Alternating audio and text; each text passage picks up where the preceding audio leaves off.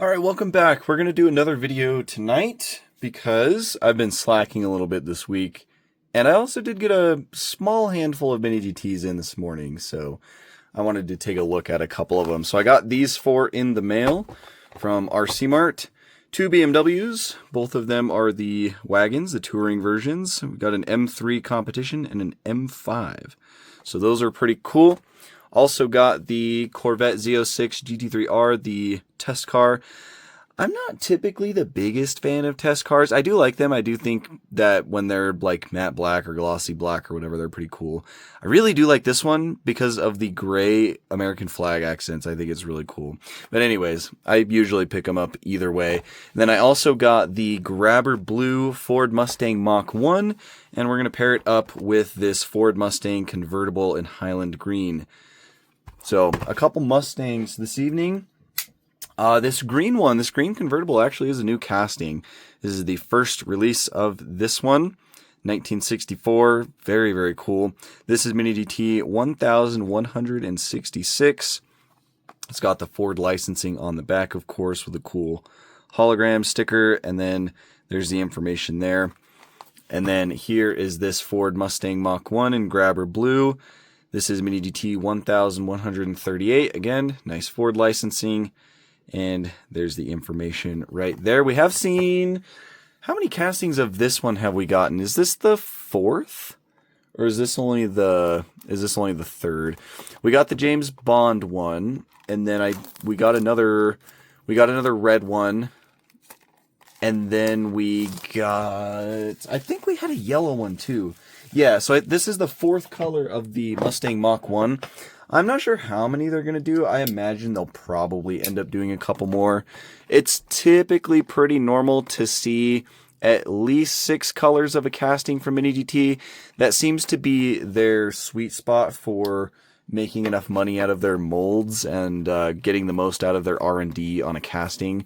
So 6 colors, usually pretty normal. Sometimes more. Well, a lot of times it's more, especially with like the tuner stuff like Liberty Walk and all that shenanigans. There's usually a lot more than 6. Sometimes there's less if there's a car that just does not have multiple colors, because Mini GT is usually not too keen on doing like fantasy liveries or like fantasy color stuff that doesn't exist in real life or isn't like based on something. And so some cars less than 6. 6 is usually the sweet spot though, especially for just kind of middle of the road castings like this.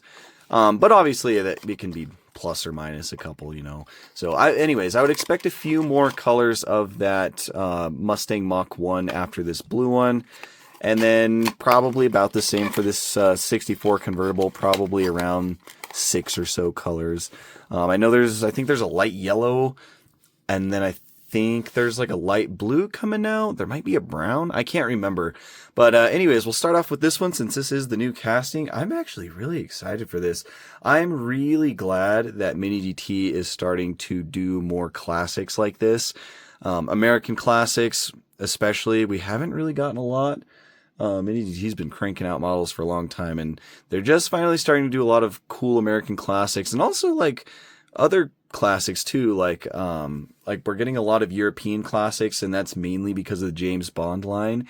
But at the same time, we're also getting a lot of cool stuff from like other like niche areas of just like older cars. Like we're getting a lot of Euro stuff, we're getting a lot of American stuff. We're even getting quite a bit of cool like classic JDM stuff too. The one that comes to mind immediately is the Toyota 2000 GT. That thing's really sweet. So really, really happy to see some older stuff in the lineup. It's a nice, it's kind of a nice breath of fresh air. But anyways, so what color was this again? Highland Green. It is a very nice like forest green color. It's just a glossy paint. It does look really nice. This one does have like some dust on it and whatnot. And it's already attracting my fingerprints on the side of it. But aside from that, very nice looking paint. I see right off the bat, we've got the Mustang badges right there. They are separate pieces glued on, so there is a little bit of glue residue surrounding them, but it's not horrible. And these actually seem to be fairly straight on this side. I'm assuming the badges are going to be the same over here. They are. look pretty good, pretty straight. Can't be mad at that. Here's the front end, sealed beam headlights. I'm just a big fan of cars with sealed beam round headlights. I just think they look so freaking good. I don't know what it is. It's like anything with the round sealed beams is like, just love it for some reason. But yeah, they look really good. It does look like there's a little bit of a vertical texture on the actual lenses themselves. There might be a little bit of detail behind the acrylic lens. It looks like there might be a little. Actually, it looks like the housing might be silver, and there might be like a little bit of a silver bulb point back there. So very nice. I do really like the Mustang logo or Mustang badge in that front grille. Looks really good. The front bumper is done in chrome, which looks awesome. And we've actually got a couple. I assume these lights down here are the turn signals, and it almost looks like those are done in orange acrylic. No, they're not done in orange acrylic. It's just a really thick orange paint. And now that I'm looking at it closer, it doesn't look that good. It's kind of like blobbed a little bit at the bottoms. So not perfectly straight. Obviously, you're not really going to be able to tell unless you look at it super close. And I've recently had a guy in my comments get really mad that we take a close look at these cars. I don't know why. That's kind of the whole point. Showing off the finer details of the model that we're spending our hard-earned money on. I don't see what the problem is with that. But anyways, to that guy, if you don't like it, don't watch. But anyways, nice chrome detailing in that front grille area. Looks pretty good overall. I am noticing, I think this front wheel up here is bent a little bit. I thought it was kind of the tire, but it does not appear to be the tire. That wheel is just a little bent. I think I might have straightened it out a little bit. Yeah, you can tell a lot right there, but that should be pretty exclusive to just my version of it. It doesn't take away from the model too much. In fact, I would bet that this thing probably still rolls pretty well. It does indeed. Well, no, maybe not. It's getting stuck a little bit. I might see if I can just bend that axle straight a little bit at some point. But speaking of rolling, the wheels and tire combination on this thing is awesome. I love these chrome 5-spoke, like classic muscle wheels. They just look so cool. Got the BF Goodrich tires. Super, super cool. Got the radial and the TA. Very nice tire printing. The tires are well rounded. They actually look like they're inflated, holding air. They're not just like flat. Really cool. Got accurate treads on there. I'm pretty sure that would be accurate to these. Very, very nice. Very nice indeed. There's actually a badge up here at the front as well. I don't know what that says. It's a little bit hard to read. That is a separate piece again, though. So lots of separate pieces as far as the badges go on this one. I'm assuming that maybe is showing what displacement the engine is, possibly? Can't tell. Yeah, that one's really hard to read. Anyways, this one is a convertible, so no top. There is some color on the interior as well, which you guys know I absolutely love. And I actually am really impressed with this one. Not so much that it's super flashy, but there's a lot of like really nice fine details in there. Let me see if I can get a better zoom on it. Get a little bit closer and then zoom back in. It might not want to focus. I think we'll sit right there. So you can actually see they did print the gauges into the dash right there. So there's 2 dials on each side, and then there's the big like long like thing with the arrow that goes back and forth in the center. I don't know exactly how the gauges and stuff are set up on these classic Mustangs, but that is really cool. Done like with some like white paint printed on there. Really nice. Looks awesome. There's some silver on the steering wheel, which looks awesome. So I think that bottom spoke of the wheel is done in silver, and then the center of it as well. Looks like there's also a hair in there too. It's still there. I'll try to get that out later. But then you also have, I don't know, maybe that's fans for like AC. I don't know. There's those 4 round things in the center console area. I don't know exactly what they are, but that's also detailed pretty well in silver. The gear shift has some nice silver on it, and then the rest of that center area as well. Some nice silver. There's a little bit of trim around the passenger side, like where the glove box is. And then there's also the door handle and the window crank It's a little bit too zoomed in. The door handle and the window crank on the doors are done in silver, and then there's some nice silver trim pieces going around as well. Very, very cool. Oh wow! So there's actually some cranks on the in the back seats door cards. Well, there's not doors, but the back seat cards as well. So that is really cool. And then of course I'm assuming.